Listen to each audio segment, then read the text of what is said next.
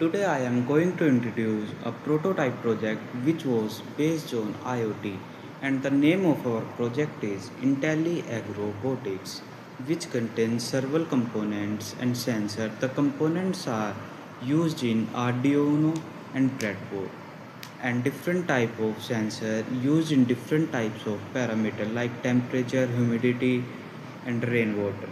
And we use laser engraving machine to cover up our project.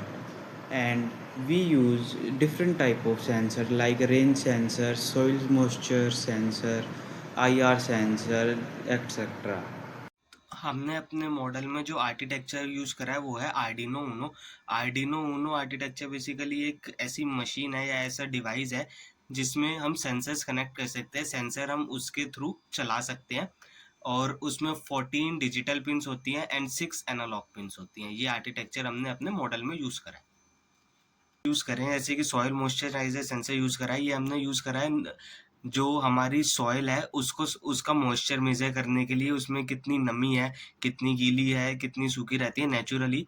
And rain sensor जो हमने use करा है वो हमने यूज़ करा है रेन की वैल्यू को मेजर करने के लिए कि रेन की वैल्यू जो है वो कितनी वैल्यू में रेन हुई है। For example 200 mm, 300 mm, 400 mm etcetera.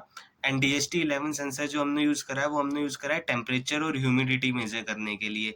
जो हमारे नेचर की क्लाइमेट की जो टेम्परेचर और ह्यूमिडिटी है उसको मेजर करने के लिए हमने DHT11 सेंसर का यूज़ करा है।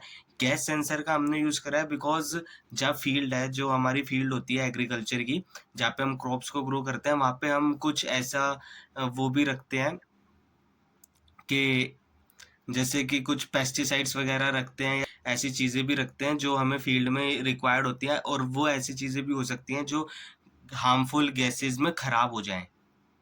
तो अगर गैस हार्मफुल होगी तो हमारा बजर बीप साउंड प्रोड्यूस करेगा, जिससे कि हमें पता लग जाएगा कि अभी जो इस टाइम एटमॉस्फेयर में जो गैस है वो हार्मफुल है।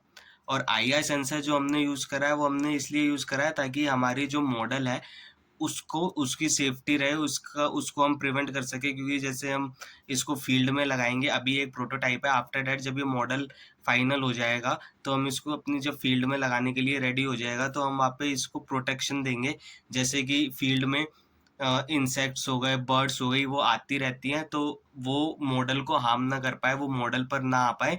इसलिए अगर वो मॉडल के नियर अराउंड आएँगी, तो हमारा IR सेंसर जो है वो एक बज़र से कनेक्ट है। IR सेंसर डिटेक्ट करेगा कि कोई ऑब्जेक्ट उसकी साइड आ रहा है, और फिर वो बज़र को सिग्नल देगा, जिससे कि बज़र बीप की साउंड प्रोड्यूस करेगा और उससे वो दूर चले जाएँगे, जो कुछ भी आएगा पास में। फर्दर हम इसमें NPK सेंसर्स भी यूज़ कर सकते हैं अपने मॉडल में। N stands for nitrogen, P for phosphorus, K for potassium. NPK sensor किसी भी सॉइल में क्रॉप को ग्रो करने के लिए यूज़ होता है। वो उसके पैरामीटर्स मेज़र करके देता है कि पर्टिकुलर सॉइल में कितना नाइट्रोजन, पोटेशियम और फास्फोरस है, उसकी क्या वैल्यू है। तो ये हमारा एक मॉडल का प्रोटोटाइप है। ये हमने बेसिकली इसलिए बनाया ताकि हमारी फ़ील्ड जो है, ताकि हमारी जो वो है क्रॉप्स है, वो और ज़्यादा प्रोडक्टिव हो सके और ज़्यादा प्रोड्यूस हो सके, जिससे हमें बेनिफिट ज़्यादा हो एंड जो इनकम सोर्स है वो ज़्यादा हो सके। देन इसके बाद हमने इसी में एक मॉडल इम्प्लीमेंट करा है, ML मॉडल, जिसमें कि हमने 5 मॉडल यूज़ करे हैं, like random forest, SVM, support vector machine, KNN, के nearest neighbour, decision tree and logistic regression. ये 5 मॉडल हमने यूज़ करे हैं। इसमें बेसिकली हमने ये दिया है कि हमने वैल्यूज़ डाली अपने सेंसर से हमने रियल टाइम वैल्यू ली। रियल टाइम वैल्यू लेके हमने अपने ML मॉडल में डाली। हमने मेज़र करा वैल्यूज़ को, फिर कि एक फ़ील्ड का एग्ज़ाम्पल लिया, एक फ़ील्ड पर गए, वहाँ पे हमने अपने सेंसर से वैल्यूज़ मेज़र करी, क्लाइमेट्स की और रेन की और सॉइल मॉइस्चराइज़र की सेंसर से वैल्यूज़ मेज़र करी। उसके बाद हमने अपने इसमें ML मॉडल में ये सारी वैल्यूज़ एंटर कराई। फिर हमने ये देखा कि फिर हमने डिफरेंट मॉडल्स यूज़ करे, जो 5 मॉडल हैं हमने वो यूज़ करे। हमने यूज़ करके बेस्ट क्रॉप प्रेडिक्शन देखा कि, और इसके लिए जो हमने डाटा उठाया वो Kaggle से उठाया है। मॉडल को ट्रेन करने के लिए डाटा Kaggle से उठाया गया है। देन हमने ये देखा कि जो सबसे बेस्ट एक्यूरेसी आई वो एसवीएम की आई। इसमें मैट्रिक्स और जो इसका ग्राफ आया वो सबसे अच्छा एसवीएम का आया।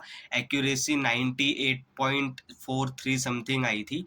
तो ये मॉडल जो है एसवीएम मॉडल की एक्यूरेसी सबसे ज़्यादा आई। ये हमारे मॉडल में सबसे बेस्ट मॉडल रहा।